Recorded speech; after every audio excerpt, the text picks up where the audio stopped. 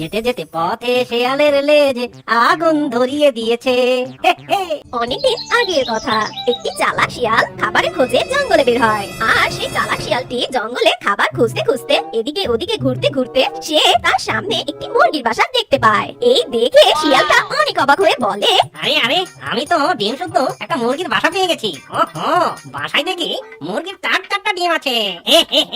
হাট্টিমা team team, দেরি না করে এই ডিমগুলো তাড়াতাড়ি সাবার করে দে।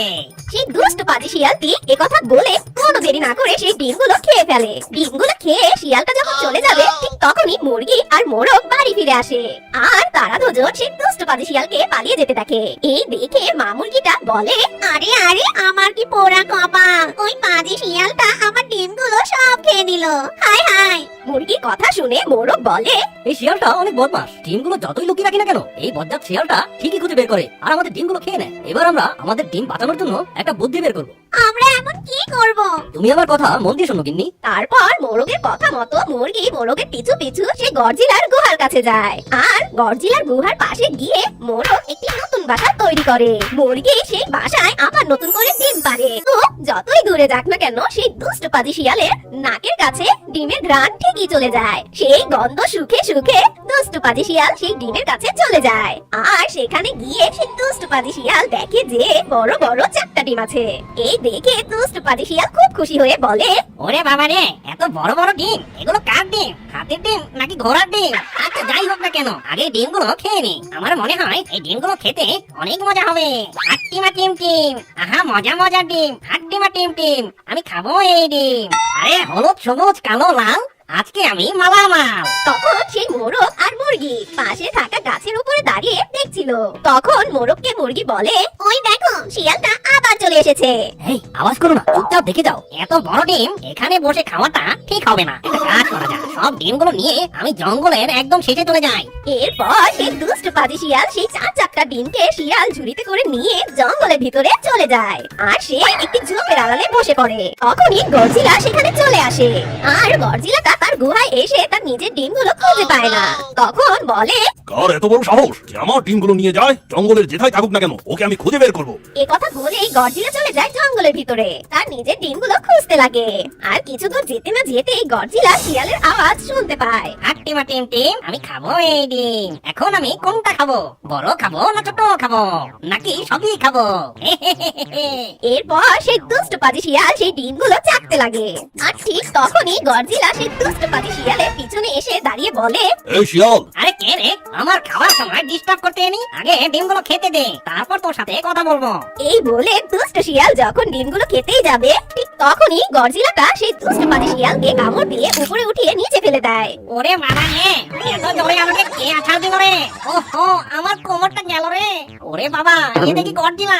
হ্যাঁ আমি গরজিলা। তোর সাহস কি করে হলো আমার ডিম চুরি করা? ঠিক তখনই দুষ্ট পাজি শিয়াল গরজিলাকে দেখে সেখান থেকে দৌড়ে পালিয়ে যায়। তোর এত বড় সাহস, একে তো আমার ডিম চুরি করেছিস আবার এখন পালিয়ে যাচ্ছিস? দাঁড়া, তোকে আমি মজা দেখাচ্ছি। এই বলে গরজিলাটা সে শিয়ালের পিছু পিছু যেতে লাগে। যেতে যেতে পথে সেই গরজিলা শিয়ালের লেজে আগুন ধরিয়ে দেয়। আর তখনই শিয়ালটা দাঁড়িয়ে বলে, ওরে বাবা রে, কে কোথায় আছিস? আমাকে বাঁচা, আমার লেজে আগুন লাগিয়ে দিয়েছে।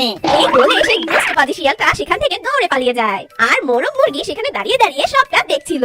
মোরগটা তখন ছন্দে ছন্দে বলে, যেতে যেতে পথে শেয়ালের লেজে আগুন ধরিয়ে দিয়েছে। আর ওই দিকে দুষ্ট পাজি শিয়াল জঙ্গল দিয়ে দৌড়াচ্ছিল আর বলছিল, ওরে বাবা রে, আগুন লাগিয়ে দিল রে, আমার তো জ্বলে গেল রে, পড়ে গেল রে, জ্বলে গেল।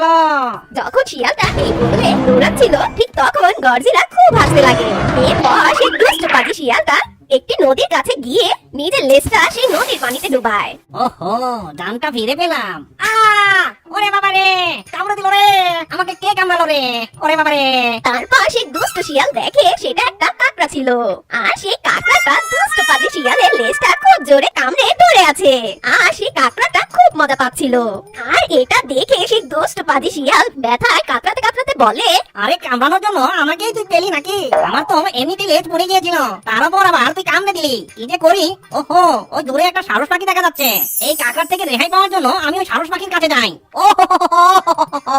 তারপর সেই দুষ্ট পাজি শিয়ালটা কাকড়াতে কাকড়াতে সেই সারসের কাছে চলে যায়। তারপর সারসকে বলে, সারস বোন, তুমি আমাকে বাঁচাও এই কাকড়ার হাত থেকে। দুষ্ট পাজি শিয়ালের এ কথা শুনে সারস বলে, কিন্তু তার বদলে আমি কি পাবো? তার বদলে আমি তোমাকে অনেক পুরস্কার দেব। ঠিক আছে, তাহলে আমি তোমার সাহায্য করছি। তারপর সেই ষাঁড় শিয়ালের লেজ থেকে সেই কাঁকড়াটাকে ছুঁড়ে ফেলে দেয়। এই নাও, আমি তোমাকে সাহায্য করেছি, এখন তুমি আমার পুরস্কার দাও। কি তোর পুরস্কার? যা এখান থেকে, ভাগ বোকা সারস।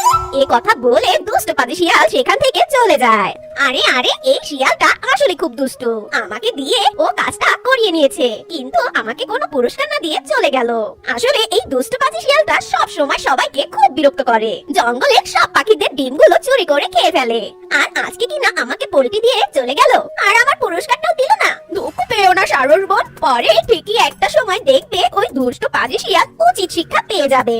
আর দেখবে একদিন সুযোগ যদি আমরা পাই, ঠিক ওকে উচিত শিক্ষা দিয়ে দিব। চলো আমরা দুজন এখন চলে যাই।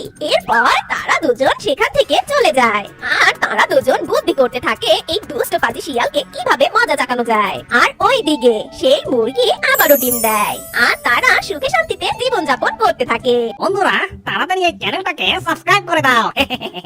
আমার মতো আপনারাও দেখতে থাকুন যে ওরা আমার নাতিকে সাহায্য করার জন্য কেমন ফন্দি আঁটতে পারে। আমাদের গল্প আজকে এই পর্যন্তই। বন্ধুরা সবাই ভালো থেকো, কেমন? ধন্যবাদ।